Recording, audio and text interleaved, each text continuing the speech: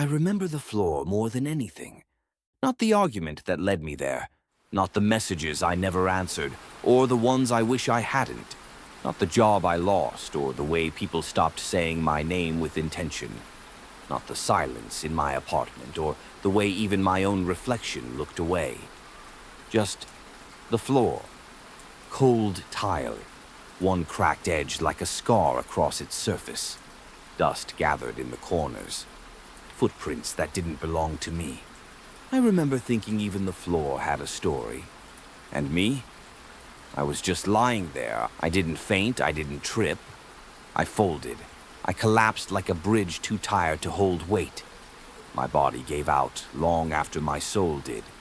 There was no dramatic music, no final straw, no thunderstorm outside the window. Just gravity and silence. And in that silence, I didn't scream. I didn't cry. I didn't ask for help. I stared up at a ceiling I had seen 1,000 times before and whispered the quietest sentence of my life. I don't know who I am anymore. And I meant it. Not in a poetic way, not as a punchline to a bad week, but as a confession, as a funeral for someone I used to be. Rock bottom isn't always fire and fury. Sometimes it's soft, sometimes it's slow, sometimes it's just a floor that feels too far from standing. That was day 0, the day I broke, or maybe the day I stopped pretending not to be broken. I had built an identity like scaffolding around an empty room. Jobs, tasks, people I called friends but never really knew. Goals that weren't mine, but I chased them anyway. Why? Because movement feels like meaning, until you stop. And then you realize you were just running from the stillness. That day, the stillness caught me. I lay there until the light shifted through the blinds. Until afternoon became evening. Until I realized I hadn't eaten. And next to me, lying there like a patient memory, was my notebook. Worn, bent, still open, still blank.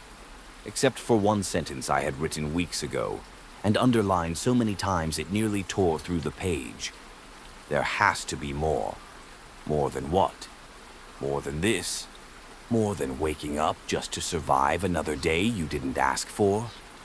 I didn't know what I was searching for, but I knew what I couldn't go back to. There's a certain grief that comes with being alive but lost. A funeral that no one attends. A mourning you carry in your bones while your face learns to smile on command. I wasn't ready to climb. I wasn't inspired yet. I was just empty. But emptiness isn't always death. Sometimes it's a reset. Sometimes the world clears everything out so you can start with truth. Not pride, not pretense, just truth. So I wrote that word in the notebook. Truth. It looked small on the page, but I knew it was a beginning. Because every story worth telling starts there. Not with glory, not with victory, but with honesty. I was scared. I was tired. I was angry at people who had no idea how deeply they'd hurt me. I was disappointed in the person I had become. And still, some part of me refused to die. Some ember deep in my chest wouldn't go out. I didn't know how to get up, but I wanted to. And wanting, that was the first thing I'd felt in months. So I sat up.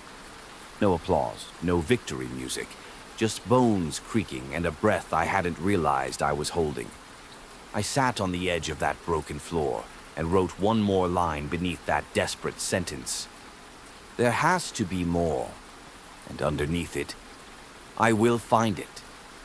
That was the deal I made with myself, not a promise of success, not a vow to become great, just a whisper between me and my shadow, that I would look, that I would move, that I would try again, even if I failed, even if I had to crawl, even if I had to start from less than 0. Because the only thing worse than falling is staying there. So I stood. My legs shook. My heart beat like it hadn't in weeks. The world didn't change. But I did. Because day zero wasn't just the day I broke. It was the day I woke up. The day I stopped lying to myself.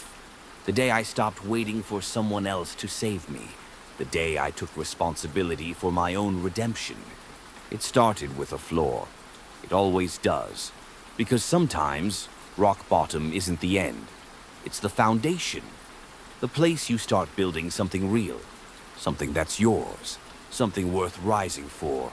And if you're lying there right now, if the floor is cold beneath you, if the silence is louder than the noise, just know you are not alone. You are not broken. You are simply being emptied so that truth has room to grow. Get up, start slow. One breath, one thought, one step. That's how it starts. Not with lightning, not with answers, but with the quiet decision to rise. This is not your ending. This is the floor. Now building.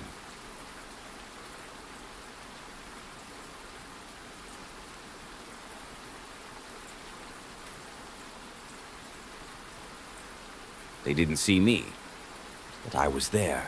I moved through rooms, answered questions, smiled on cue. I laughed at the right moments, said I was fine, even when no one asked. Ghosts don't haunt houses. They haunt routines.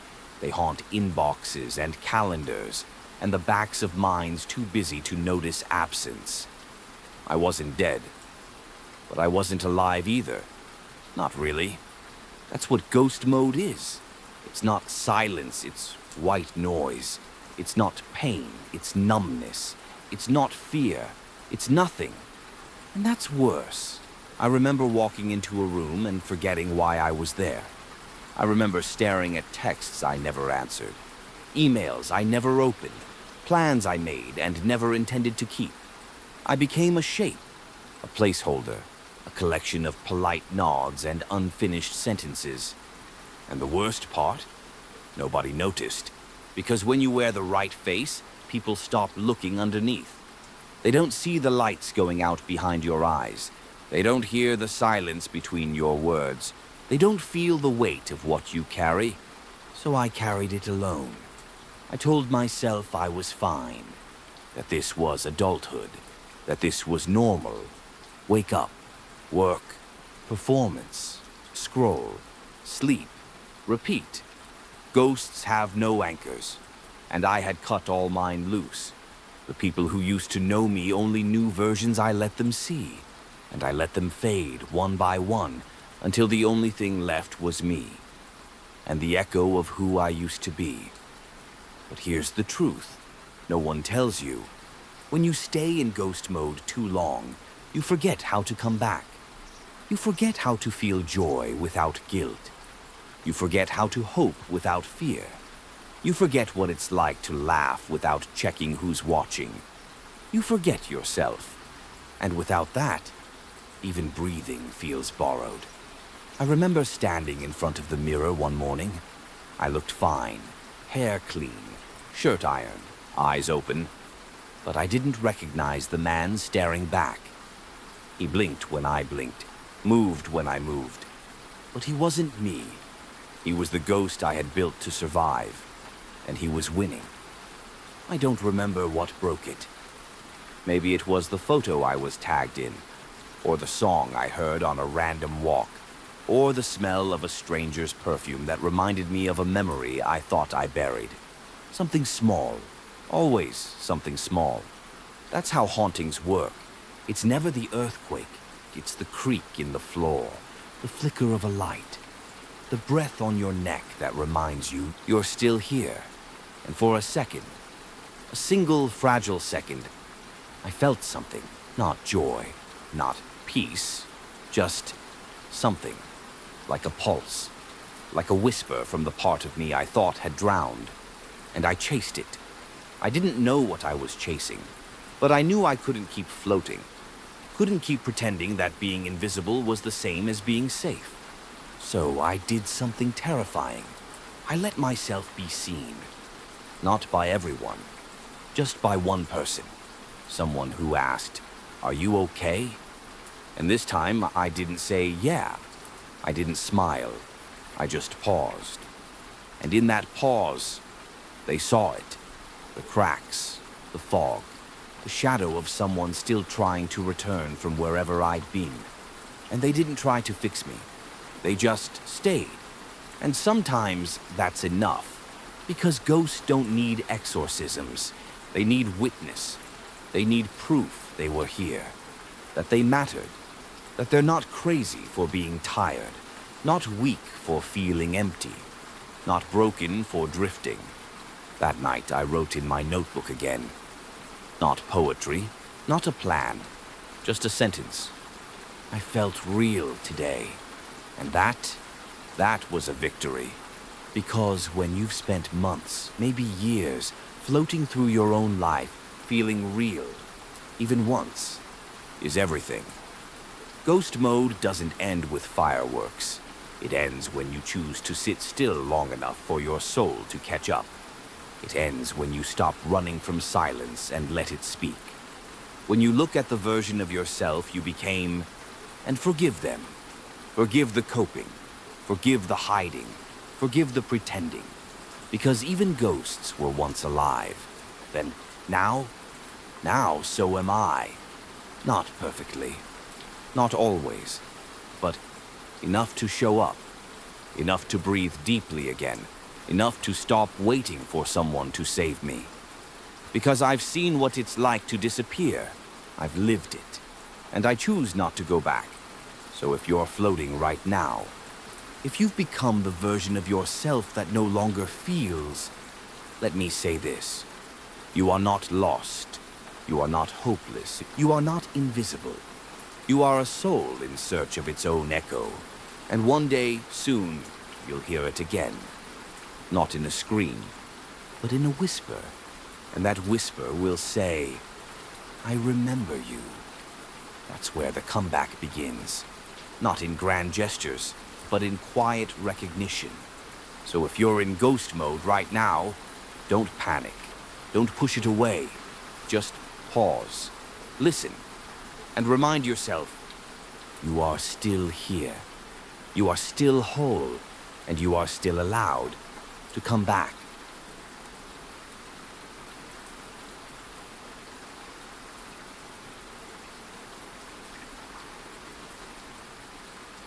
There's a moment in every story when the hero meets the villain. Sometimes it's a monster. Sometimes it's a tyrant. Sometimes it's a version of themselves. For me, it was a mirror. Not just glass. Not just reflection. It was memory. It was judgment. It was truth. And I had spent months, maybe years, avoiding it. We all do, don't we? We pass mirrors in hallways, in bathrooms, in storefront windows. We glance, never linger, because deep down we know. If we look too long, we might see something we can't unsee. But that day, I looked, not accidentally, not in passing. I looked on purpose. It wasn't about checking my face. It wasn't about grooming. It was a confrontation. Me versus me. No filters, no distractions, no polite lies, just the raw version, the tired eyes, the tight jaw, the posture that had forgotten what confidence looked like. I didn't flinch, didn't blink, and slowly, the mask began to fall. Not the one I wore for others, the one I wore for myself, the one that said, "I'm okay," the one that said, "This is fine," the one that said, "I deserve this." I looked deeper, past the skin, past the expression, past the habits and hurts, and there, somewhere in the center, was someone I hadn't seen in a long time. Not the ghost, not the failure, not the broken thing, but the kid, the dreamer, the one who used to believe they were meant for more. He didn't say anything. He just looked back at me with those same eyes, as if to ask, "Where did you go?" I didn't have an answer, only guilt, only grief, only the weight of 1,000 decisions that led me away from myself. But the mirror didn't punish me. It didn't lie. It didn't flatter. It just reflected what was, what is, what could be. And for the first time, I didn't turn away. You see, change doesn't begin with motivation. It begins with honesty, with a brutal, beautiful moment of recognition, with the courage to say, I see you, and I'm ready to come back. Because here's the truth no one tells you.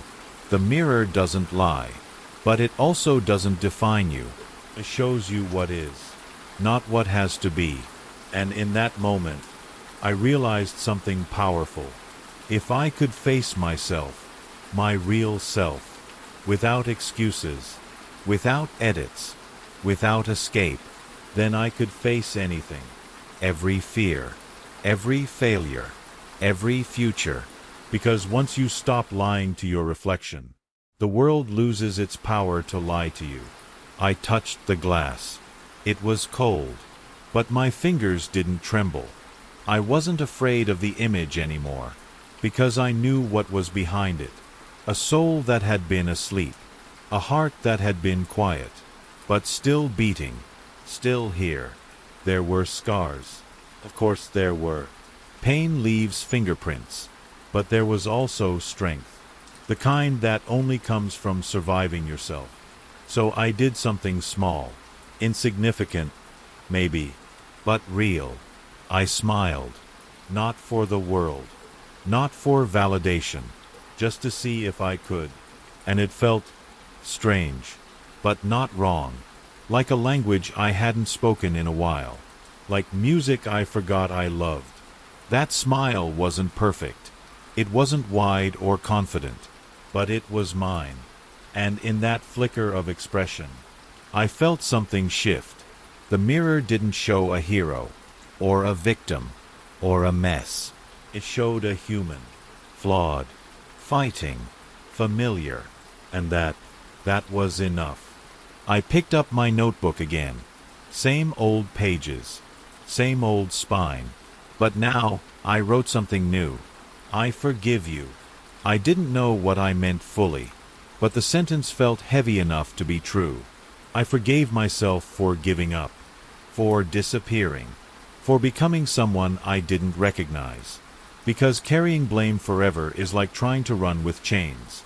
Eventually, you stop moving altogether. Forgiveness doesn't erase the past.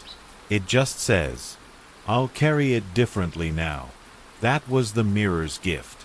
Not redemption, but direction. A moment to say, this is where you are, but not where you have to stay. So I wrote one more line beneath it. I will return to myself, piece by piece. And that's the path I've been walking ever since. Not fast, not perfectly, but forward. And every now and then, I still visit the mirror, not to judge, not to criticize, but to check in, to ask, are we being honest? Are we showing up? Are we still becoming? Because that's all this really is. Not a transformation, not a glow up, not a comeback, a becoming. And it starts with a single look, a breath, a truth, a decision. So if you're standing in front of your own mirror right now, scared to see what's there, scared to see what's gone, look anyway, because the face you're avoiding might be the one worth saving, and the person you used to be might still be waiting for the day you finally return.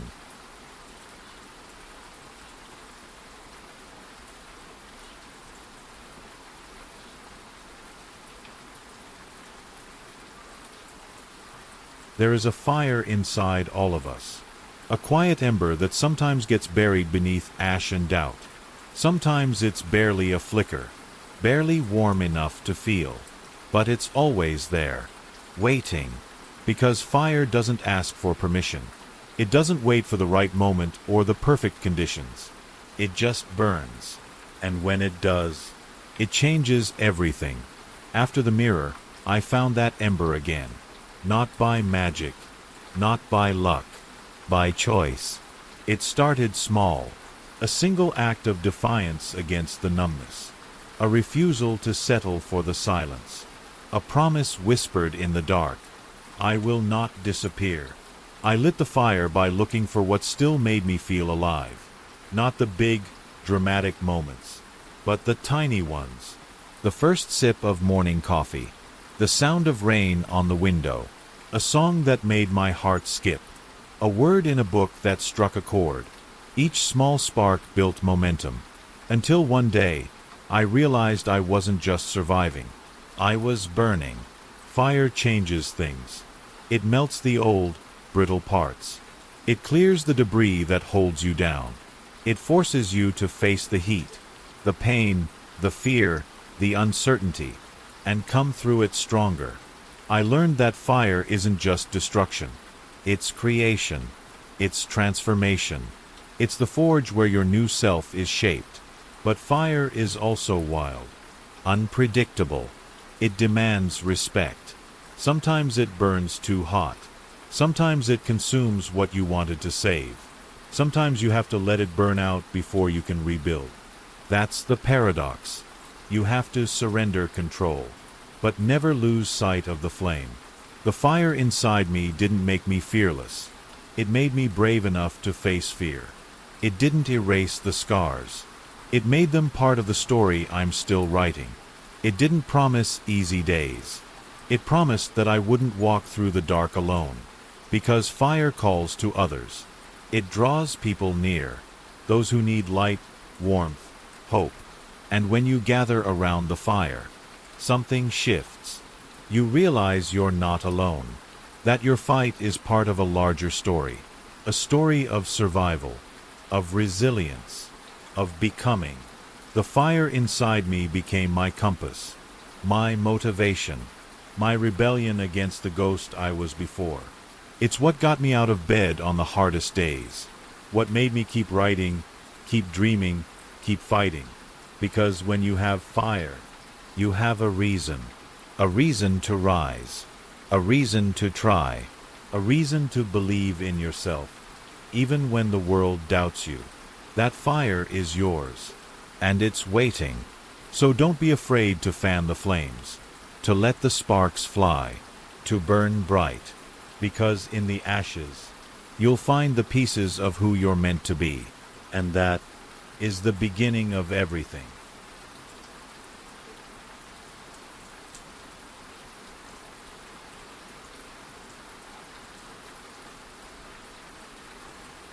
The fire burns. It changes the night into light. It cracks the cold open and invites the dawn. But fire alone doesn't finish the story. It's only the beginning. The rise comes after the flames. When the smoke clears, when the heat fades, when the ashes settle, that's when you stand. Not perfectly, not fully formed, but standing. The rise isn't a moment of glory. It's a process, a climb, 1,000 small steps, sometimes backward, sometimes forward. Because rising means choice, choosing to show up every day, choosing to keep moving even when the path is unclear, choosing to believe that the person you are becoming is worth the struggle it takes to get there. The rise is messy. It's filled with doubt and frustration, with moments when you want to quit. But it's also filled with breakthroughs, with unexpected joys, with glimpses of who you were always meant to be. You start to rebuild, not by forgetting the past, but by using it as the foundation.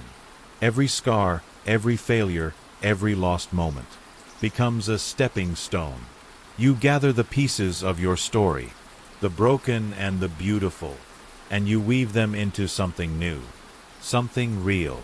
The rise is about ownership, taking control of your narrative, no longer letting fear or shame write the chapters for you. It's about claiming your power, even when the world tries to take it away. When I began to rise, I stopped waiting for permission, stopped waiting for someone else to believe in me. I became my own champion, and the world noticed. Not because I shouted louder or forced my way in, but because I showed up, consistent, determined, unshakable. People started to see the light I carried, not the perfect, polished version, but the real one, the one who had fallen, who had burned, and who was still standing. Rising isn't about reaching a destination. It's about the courage to keep going, even when the mountain seems too steep, even when the path is lost in fog, even when your legs want to give out. The rise is the heartbeat of transformation. It's waking up each morning and saying, I'm still here. I'm still fighting. I'm still becoming. And sometimes that's enough. The rise is not just personal.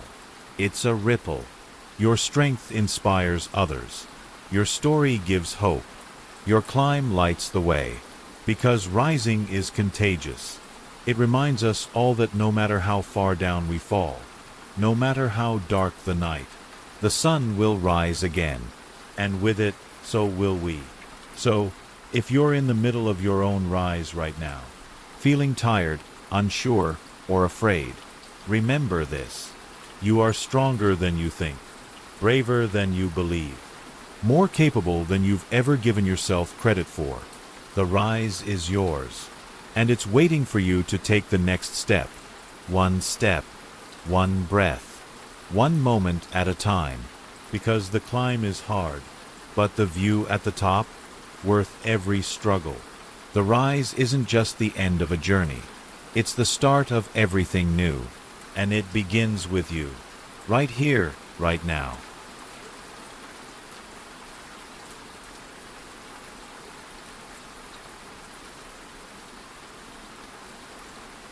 The rise is powerful. It shapes you. It transforms you. But the legacy is what remains long after the fire has dimmed, long after the climb has paused, long after the moment has passed. Legacy is the echo of your journey, in the hearts of others. It's the footprints you leave behind in the soil of this world, the impressions that say, I was here, that say, I mattered. Legacy isn't about monuments or fame. It isn't measured in trophies or titles. It's measured in impact, in the small, quiet ways your life touches others. The kindness you showed when no one was watching, the courage you carried in moments of doubt, the hope you offered when despair seemed inevitable. Legacy is the story you pass on, not just through words, but through actions, through the lives you inspire, the love you share, the strength you give. It's the seed you plant today, knowing you may never see the full tree. Because legacy isn't about you. It's about what grows because of you. When I think about legacy, I think about those who came before me, those who fought battles I never saw, who carried burdens I never knew. Their legacy gave me the fire, the courage to rise.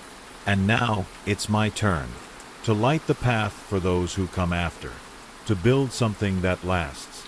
Legacy is the bridge between past and future. It connects us all, a chain of strength, hope, and resilience. And here's the truth. Legacy doesn't wait for a grand moment. It's built every day, in the choices we make, in the way we live, in the way we love. It's in the patience to listen, the bravery to speak up, the willingness to keep going when the world says stop. Legacy is the whisper that says, you can do this. Long after your voice is gone, it's the hand that lifts others, even when yours is tired. So what will your legacy be? Will it be one of fear, silence, and giving up? Or one of fire, rise, and relentless hope? You get to decide. The legacy you leave is alive right now, in the way you show up, in the energy you give, in the story you choose to tell. It's the light that burns beyond your lifetime. And maybe that's the greatest power of all, to know that your journey, with all its pain, triumph, and transformation, can inspire someone else to find their fire, to rise when they thought they couldn't, to build a legacy of their own. Because legacy is not a finish line. It's a flame passed from hand to hand, never fading, always burning. And as long as that flame lives, so does the story. So rise, burn, and build your legacy, because the world is waiting for the light only you can give.